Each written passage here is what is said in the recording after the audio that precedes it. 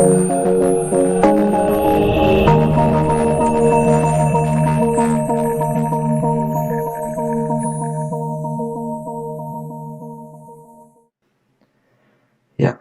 selamat sore. Ketemu lagi bersama saya, Francescus Manja Juniawan. Kali ini saya akan mengajar mata kuliah visual sinematografi. Ya, jadi bagi teman-teman mahasiswa yang memilih kelompok saya, pertama-tama seperti biasanya saya akan menjabarkan pendahuluan maupun perkenalan pada mata kuliah yang saya ajarkan. Nah, selanjutnya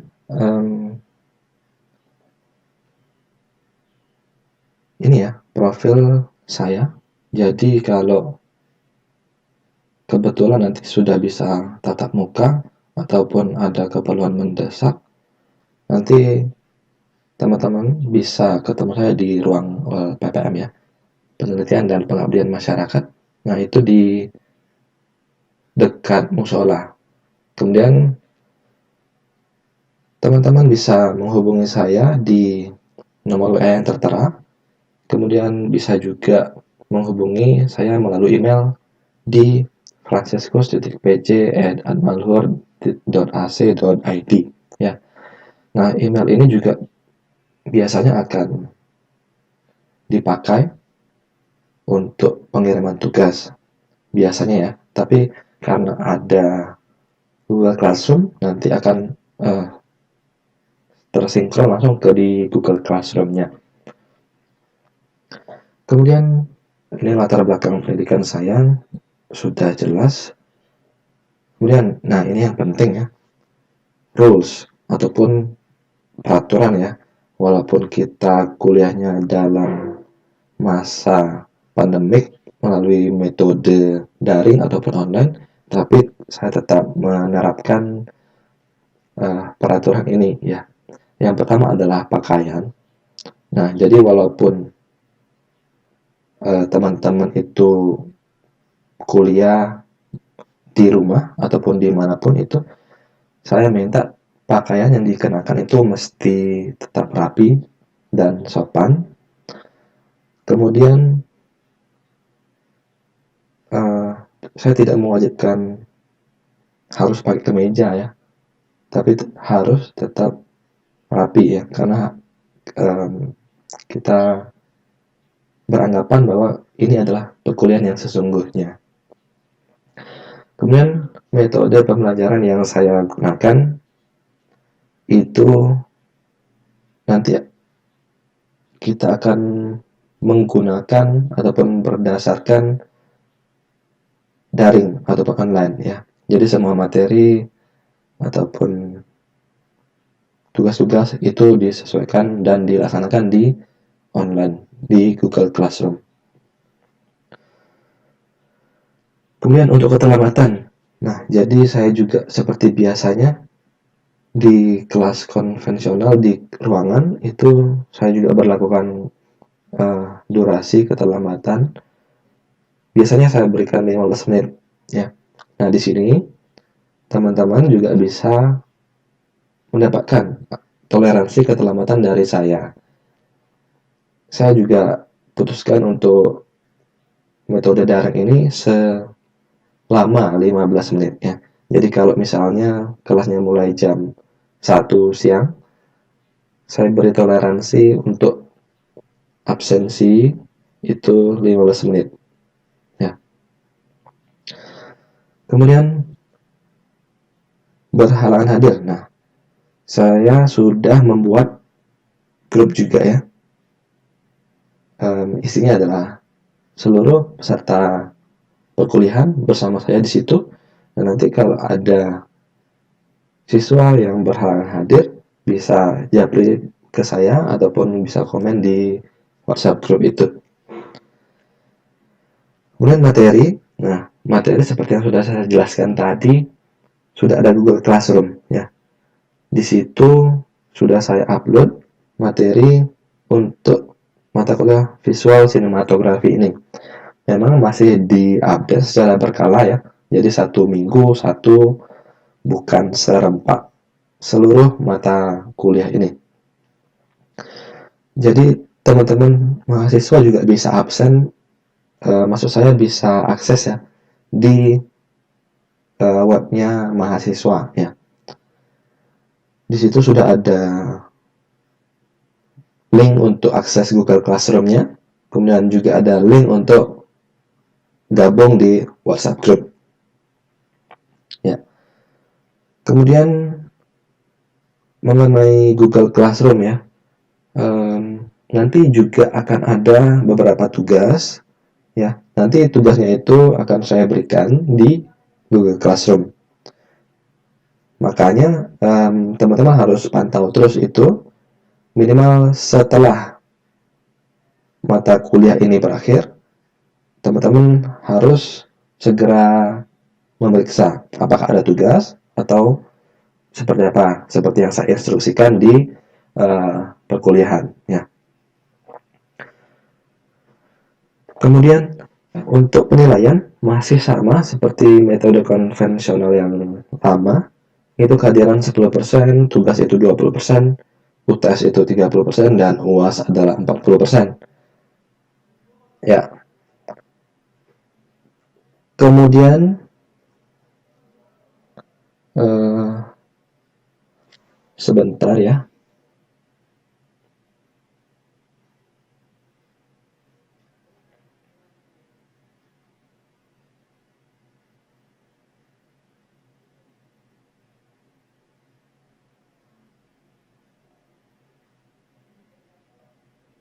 Kemudian kita akan masuk ke sedikit materi ya. Jadi kita belum masuk secara mendalam, jadi hanya perkenalan ataupun dasarnya dulu untuk materi visual sinematografi ini.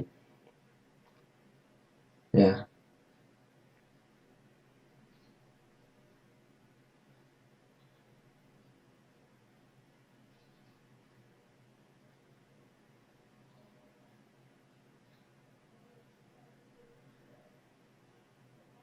Oke. Nah, visual sinematografi. Nah, yang pertama ini kita akan mempelajari dulu dasar dari multimedia ya. Karena visual sinematografi ya, kategorinya adalah sinematografi, itu adalah turunan dari multimedia. Nah, sebelum kita masuk ke sinematografinya, kita mesti memahami dulu pengertian bentuk dan aplikasi dari multimedia itu sendiri ya. Nah, yang pertama itu adalah pengertian. Menurut Kamus Bahasa Indonesia ya, multimedia itu berasal dari kata multi dan media. Nah, kalau multi itu adalah banyak dan media itu adalah alat ataupun sarana. Ya, jadi secara harfiah ataupun pengertiannya, terminologinya, multimedia itu dapat kita artikan sebagai penggunaan beberapa media ataupun banyak media yang berbeda untuk menggabungkan dan menyampaikan informasi dalam bentuk teks, gambar, animasi, suara, ataupun audio, dan juga video. Nah, jadi kata kuncinya adalah ini ya, beberapa media yang berbeda. Nah, jadi kita bisa menggabungkan bentuk teks, gambar, animasi, suara, dan juga video. Nah, itu adalah 5 variabel yang berbeda. Kalau kita gabungkan, itu bisa membentuk satu buah media baru yang bisa kita sebut sebagai multimedia. Kemudian metodologi pengembangan dari multimedia. Nah, apapun jenis multimedia yang kita mau buat, itu mesti menerapkan metodologi pengembangan yang ini ya. Menurut Sutopo di tahun 2003, metodologi pengembangan multimedia itu terdiri dari 6 tahapan. Nah, sesuai gambar yang bisa dilihat di sini ya. Yang pertama adalah konsep, kemudian yang kedua adalah desain, yang ketiga adalah material collecting, keempat adalah assembly, yang kelima adalah testing, dan keenam adalah distribution. Nah, baru nanti dari distribution, panah putus-putus ini apakah mau dikembangkan kembali melalui tahapan konsep kembali atau seperti apa. Jadi yang utamanya adalah mulai dari konsep sampai ke titik akhir di distributionnya. Itu adalah satu siklus dari metodologi multimedia. Ya.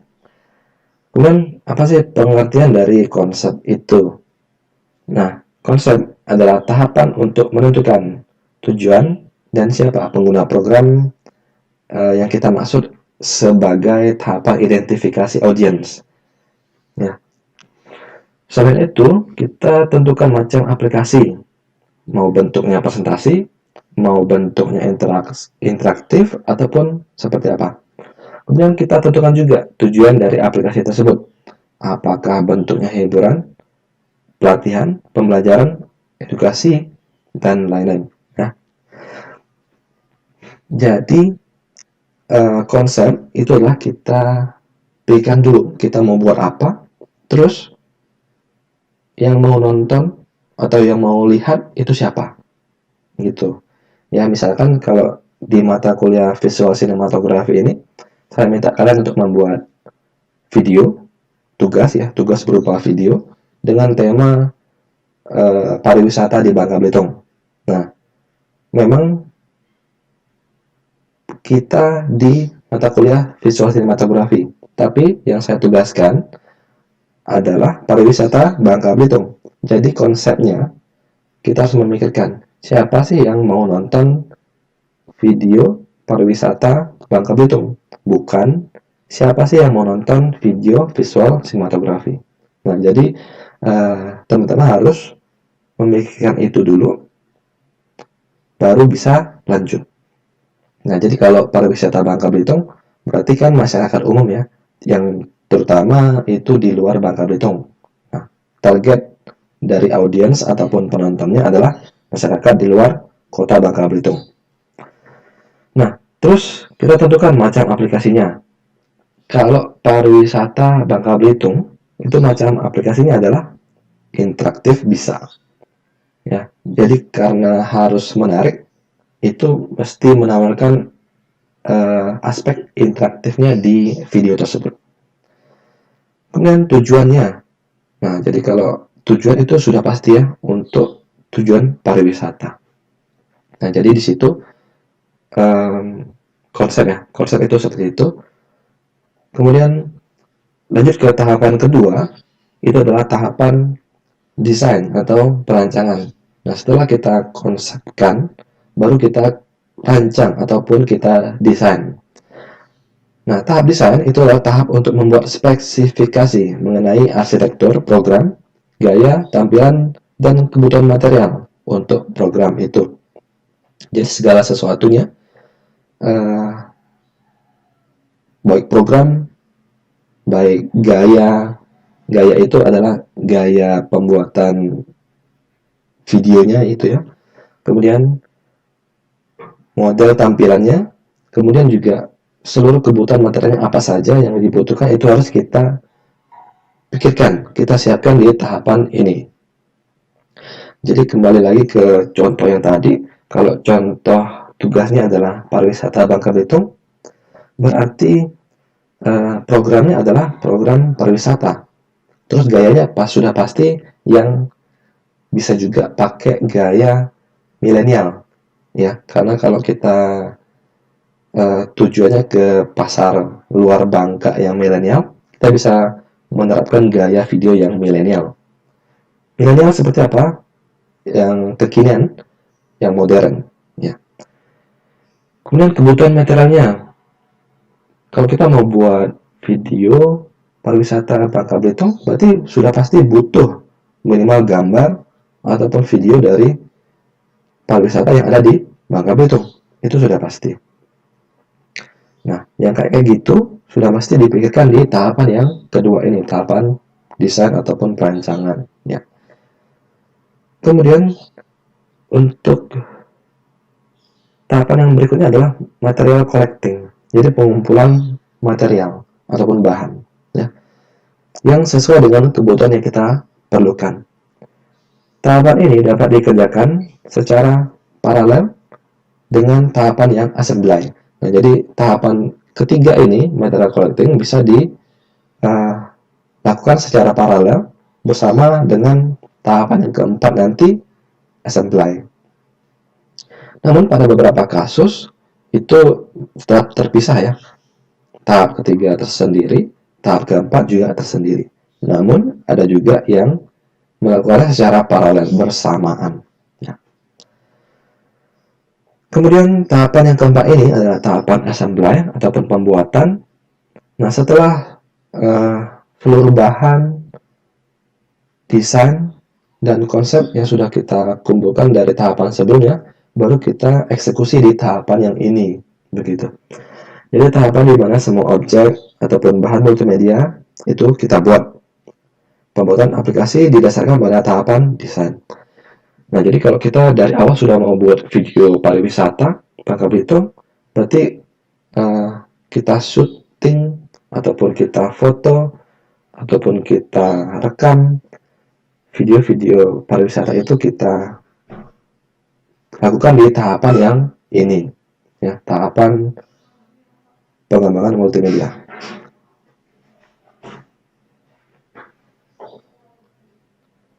Ya, sebentar ya.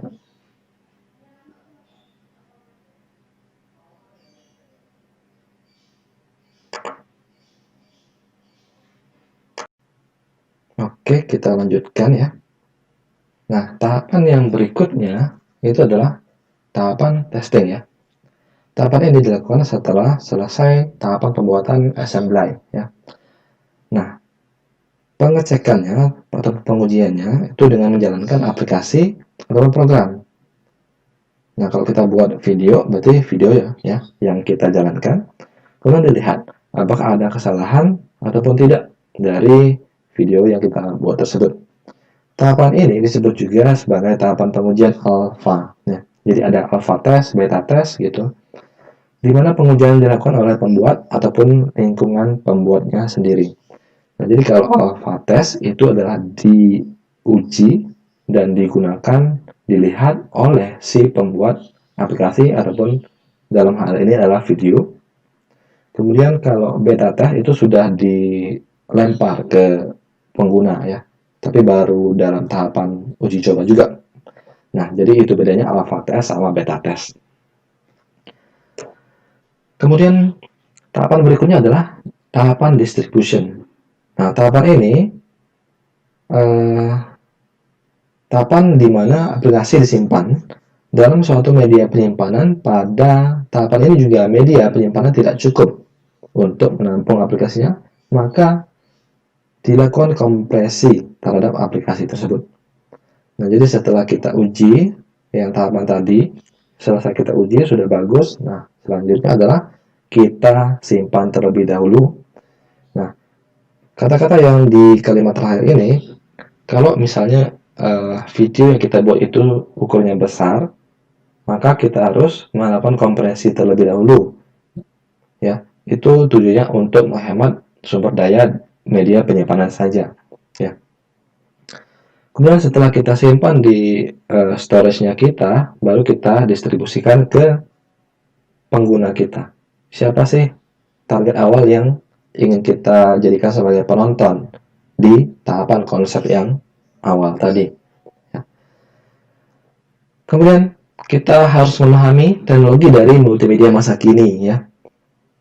Salah satu teknologi untuk mendukung multimedia adalah media rekam ya, atau kita sebut sebagai MR. Ada 3 jenis media rekam. Yang pertama adalah media rekam audio, media rekam visual, dan media rekam audio visual ya, penggabungannya. Untuk media rekam audio ini hanya bisa merekam suara ataupun audio saja ya, ataupun hanya untuk memutar suara saja. Yang pertama contohnya adalah ini ya, yang di kanan ini itu adalah alat yang berfungsi khusus untuk merekam suara. Kemudian Walkman ya, yang jadul itu juga bisa sebagai media rekam ya. Kemudian Discman juga bisa sebagai media rekam. Nah, kalau yang terkini itu kita bisa memanfaatkan smartphone yang kita miliki ya. Smartphone yang kita miliki itu sudah punya media ataupun fitur media rekam ya. Terus media rekam visual ya. Nah, jadi bukan bukan artinya rekam itu adalah ya kita identik kalau rekam itu rekam suara ya. Nah, jadi bukan hanya bisa rekam suara, tapi juga bisa merekam gambar. Tapi bentuk perekamannya adalah dalam bentuk media gambar. Nah, alat yang bisa kita pakai itu adalah kamera. Ya, misalnya adalah DSLR, kamera biasa, ataupun mirrorless. Dan sama, smartphone yang kita miliki juga sudah punya kamera. Jadi bisa kita pakai untuk melakukan perekaman visual ini. Selanjutnya adalah media rekam audiovisual. Jadi yang ini adalah kita gabungkan audio dan video menjadi satu kesatuan. Ya, yang maksud saya adalah audio dan gambar ya. Jadi kita gabungkan menjadi sebuah video yang utuh. Contoh alatnya adalah ini adalah handycam ya. Kemudian ini untuk perekaman juga biasa kita lihat di studio-studio televisi. Kemudian ini mirrorless maupun DSLR yang kita punya itu juga punya fitur untuk merekam gambar maupun suara ya dalam bentuk video. Kemudian sama seperti halnya dengan yang lain, smartphone juga sudah punya fitur untuk merekam video. Nah, kemudian kita bicara tentang konsep ya. Konsep itu punya dua variabel utama. Yang pertama adalah ide, yang kedua adalah pemvisualannya ya. Jadi dari ide yang berupa data, konsep maupun hasil dari apapun yang kita teliti, yang kita ingin untuk buat, yaitu bisa disebut sebagai ide. Nah, dari ide itu baru kita tuang dalam bentuk visual. Ya, jadi visual itu artinya adalah bagaimana orang bisa melihat ide yang kita buat dalam bentuk video.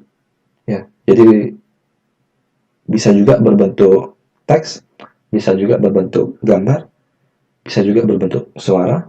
Namun dalam mata kuliah ini kita fokusnya nanti ke video. Kemudian, how to transform idea into visual product. Ya.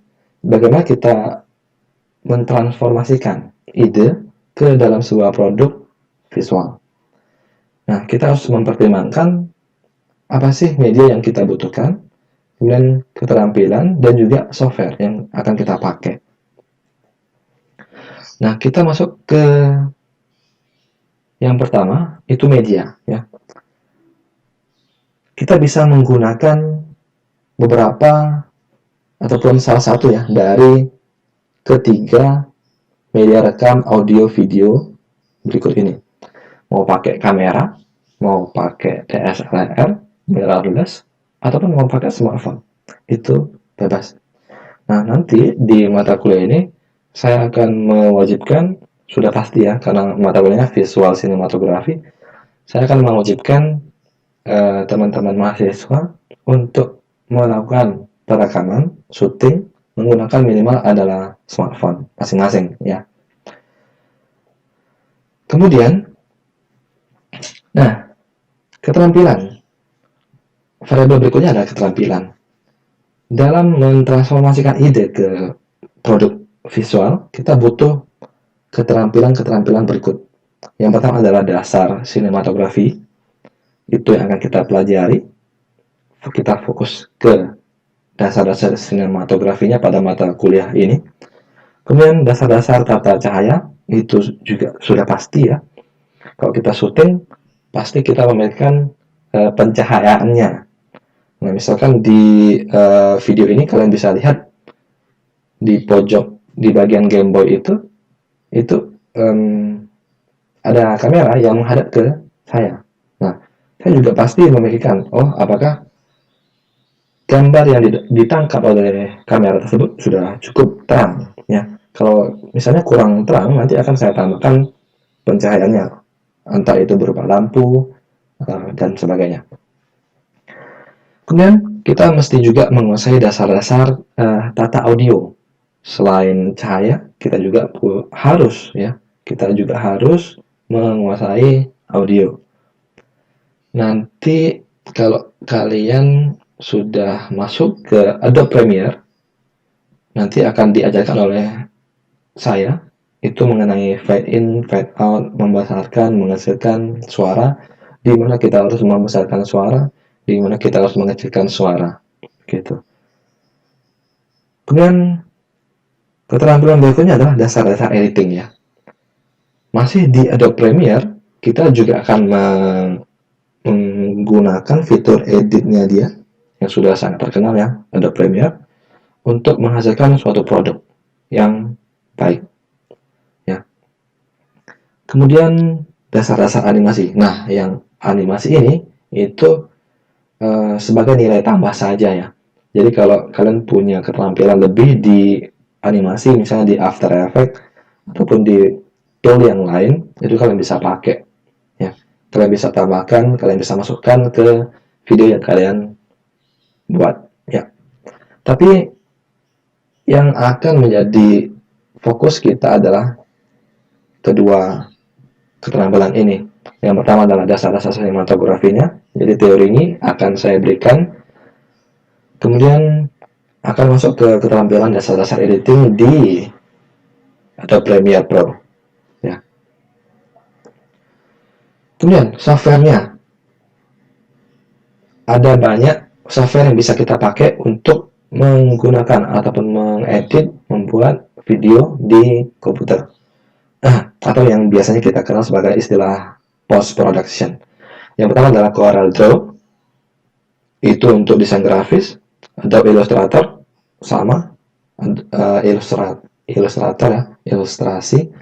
Nah, kedua fitur ini ataupun software ini menghasilkan gambar vektor. Kemudian Adobe Photoshop, itu biasanya kita pakai untuk menghasilkan gambar bitmap. Kemudian Adobe Premiere itu untuk mengedit video. Adobe After Effects bisa kita pakai untuk edit video dan juga animasinya. Kemudian Adobe Audition untuk mengedit suara, audio saja. Nah, fokus dari mata kuliah ini kita akan menggunakan Adobe Premiere saja. Jadi kalau kalian punya keterampilan lebih di misalnya di Illustrator, Photoshop maupun After Effects, tetap bisa dimasukkan, ya, digabungkan ke video yang saya wajibkan. Itu sebagai nilai lebih dari kalian. Oke, end of slide. Mungkin saya rasa hanya itu saja yang bisa saya sampaikan, ya, di pertemuan pertama ini, ya. Jika ada pertanyaan untuk materi dari pertemuan pertama ini, kalian bisa sampaikan ke saya di WA group ataupun di classroom-nya, ya.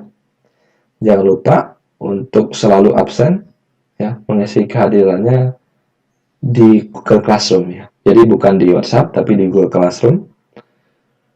Kemudian info-info berikutnya akan saya update di WhatsApp grupnya, ya. Demikian, terima kasih. Selamat sore. Salam Budi Luhur.